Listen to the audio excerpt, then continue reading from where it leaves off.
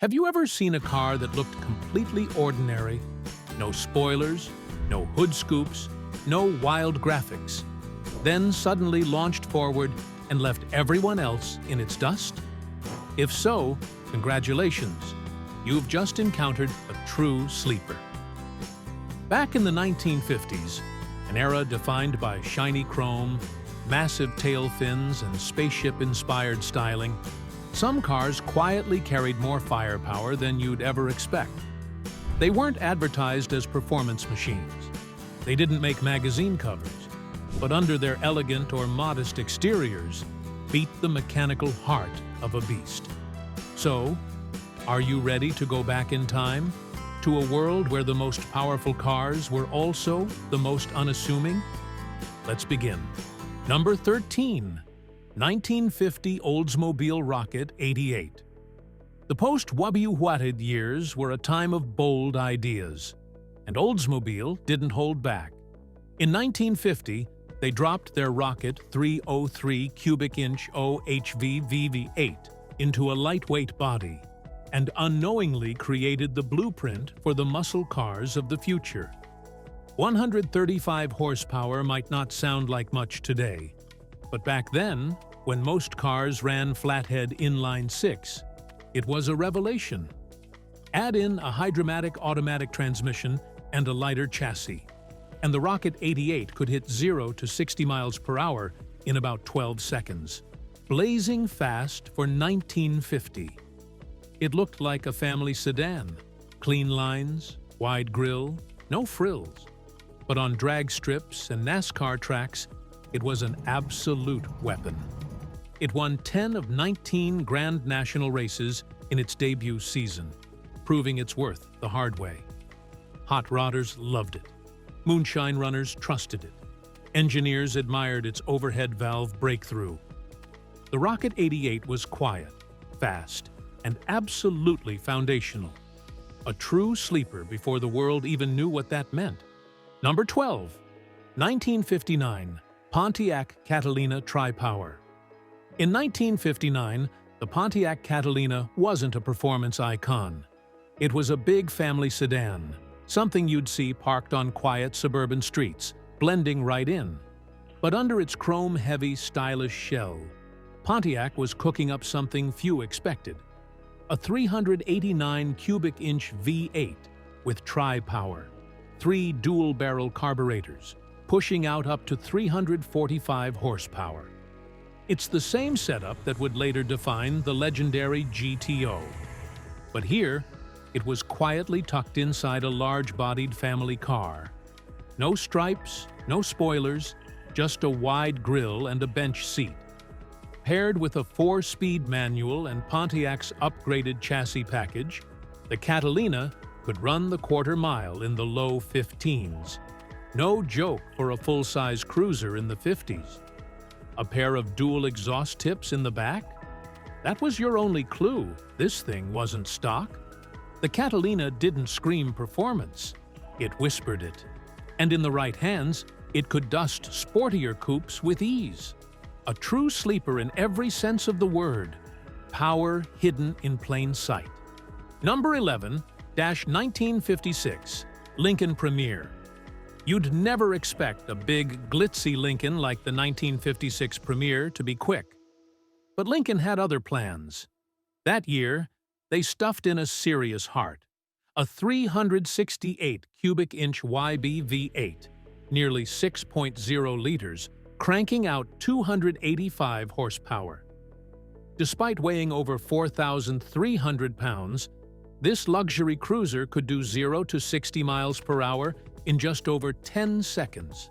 A shocker for something aimed at dignitaries, not drag strips. The YB wasn't just powerful, it was smooth and reliable. Paired with a turbo-drive automatic, the Premier delivered buttery shifts at any speed, whether cruising at 30 or charging past 90.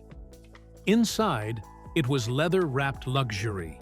Power everything, even a push-button chassis lube system so you didn't have to get your hands dirty. But the real magic? No one expected it to be fast, no stripes, no sport badges, just a rolling palace that could leave smaller cars in the dust. Lincoln never marketed it as sporty, but real gearheads knew this was a beast in a tuxedo. Number 10, 1957, Ford Custom 300 Interceptor.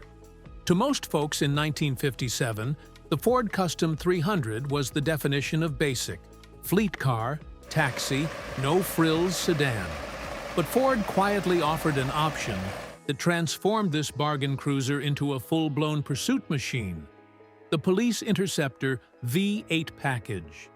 Under the hood sat a 312 cubic inch Y-block V8, pushing up to 300 horsepower when properly configured, with a 4-barrel carb, dual exhaust, and heavy-duty cooling. Pair that with the Custom 300's lightweight body, and you got 0 to 60 miles per hour in under 9 seconds. Serious speed for the era. The best part? It looked totally innocent. No wings, no stripes, just a plain Jane sedan with serious muscle hidden beneath the surface. Perfect for catching speeders or being one. The engine was beefed up internally. Ignition was hotter. Lubrication improved. Many came with heavy-duty 3-speed manuals, stiffer suspension, upgraded brakes, and calibrated speedos to track suspects over 120 miles per hour. Civilians could order one, but few did. Most just saw it as a budget ride. But those who ticked the right box got one of the 50's most underrated sleepers. A car that could take the kids to school and take down a Corvette at the next light.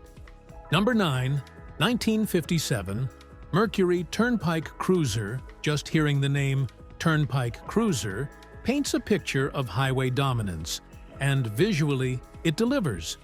Massive tail fins, a breezeway rear window, push-button controls everywhere, and a steering wheel that looked like it came straight out of the Jetsons. But behind the shiny chrome and futuristic design lurked serious muscle. A 368 cubic inch V8 borrowed from Lincoln, pumping out 290 horsepower and 405 pound-feet of torque, enough to launch this cruiser from 0 to 60 miles per hour in under 10 seconds. Its wide stance and long wheelbase kept it stable at high speed.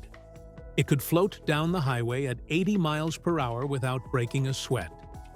The ride was soft, the steering was light, and inside was peak 50s American luxury, loaded with tech like a trip computer, keyboard transmission selector, and power rear window. Most buyers saw it as a status symbol, not a street weapon. But for those who knew, the Turnpike Cruiser could run with the best of them, all while dressed in chrome and class. Number 8, 1953 Buick Skylark. They called it the banker's hot rod. And once you look at the specs, you'll see why. The 1953 Buick Skylark combined Buick's lightest, most compact body with its most powerful engine at the time. A 322 cubic inch nailhead V8, making 188 horsepower. Massive for the era. This engine was usually reserved for the larger Roadmaster, but Buick stuffed it into the smaller special chassis. The result? A car that could hit nearly 110 miles per hour. Sports car territory in the early 50s. And it didn't look fast. It wore wide white walls, graceful curves, and glistening chrome. But that nailhead V8, with its vertical space-saving valves, delivered gobs of torque down low, launching the Skylark hard off the line. The Dynaflow automatic transmission wasn't sporty, but it was smooth and durable. Together with the engine, it turned this luxury cruiser into a surprise sprinter. Highway patrol agencies took notice and used Skylarks as interceptors. Meanwhile, hot rodders started swapping its V8 into drag cars. Buyers thought they were getting mid-tier elegance, but they ended up with one of the fastest American cars of the early 50s. Quiet, powerful, refined, this was sleeper style at its finest. Number 7, 1956 Studebaker Golden Hawk. Studebaker wasn't known for speed in the 1950s, but for a brief moment, they floored the gas, and the result was the 1956 Golden Hawk, a luxury coupe capable of embarrassing early Corvettes. They took a refined hardtop design and stuffed in a 352 cubic inch Packard 5.8, the same engine found in the elite Packard Caribbean. The output? 275 horsepower, over 380 pound-feet of torque, and a curb weight of just around 3,300 pounds, one of the best power-to-weight ratios of its era. On the outside, it looked composed. Two-tone paint, subtle tail fins, wide grille. No one suspected its straight-line fury. But this thing could hit 0 to 60 miles per hour in under 9 seconds, with a top speed exceeding 120 miles per hour, faster than a stock Thunderbird or Corvette. Inside, plush seats, full gauges, and an optional manual with overdrive. But unless you lined up against it, you'd never know the truth. This wasn't a weekend cruiser. It was a sleeper rocket in formal wear. Number 6-1954 Hudson Hornet Special. In the early 1950s, the name Hudson Hornet was legendary on the NASCAR track. But by 1954, the special version quietly took performance to the next level. And unless you knew where to look, you'd never suspect what this classy cruiser was capable of. Under the hood was a 308 cubic inch inline 6, already the strongest flathead 6 of its time, now enhanced with twin H-power carbs and optional high-compression tuning. Output ranged from 170 to 210 horsepower, an insane figure for a flathead I-6 in the 1950s. But what truly made the Hornet Special a beast was its signature step-down chassis, which lowered the center of gravity and gave it race-worthy handling, often outpacing V8 rivals on the track. On the outside, smooth curves, tasteful trim, understated elegance. But beneath that gentlemanly exterior was a NASCAR-born monster. With balance, torque, and composure, the Hornet Special proved you didn't need a V8 to dominate. It was the kind of sleeper that didn't boast. It simply won. A velvet glove with a knockout punch. Number 5-1957 DeSoto Adventurer. When DeSoto rolled out the Adventurer, it was pitched as a premium personal coupe, a style icon with two-tone paint, gold trim, and a finely crafted interior. But what most buyers didn't realize? Under the hood lay one of Chrysler's most powerful Hemis of the era. Hidden inside was a 345 cubic inch Hemi 5.8, fitted with dual 4-barrel carbs, producing 345 horsepower. A perfect 1-to-1 horsepower to cubic inch ratio. That was borderline insane in 1957. Paired with Chrysler's legendary Torque Flight automatic, the Adventurer could run neck and neck with Corvettes and Thunderbirds without ever looking like it tried. It didn't scream performance, but when you floored it, the Hemi roared. With only about 1,950 units produced, the Adventurer is ultra-rare today. But what made it special wasn't just the looks. It was the firepower hiding beneath all that polish. A true sleeper. Luxury on the outside, fury within. Number 4-1955 Chrysler C300. When you hear Chrysler 300 today, you might picture a luxury sedan. But back in 1955, it meant something entirely different. The C300, Chrysler's first letter car, was built to dominate NASCAR and shock the streets. Under the hood lay a 331 cubic inch firepower Hemi Vive 8 with solid lifters, dual 4-barrel carbs, and a high-performance camshaft. good for exactly 300 horsepower. That's where the 300 name came from.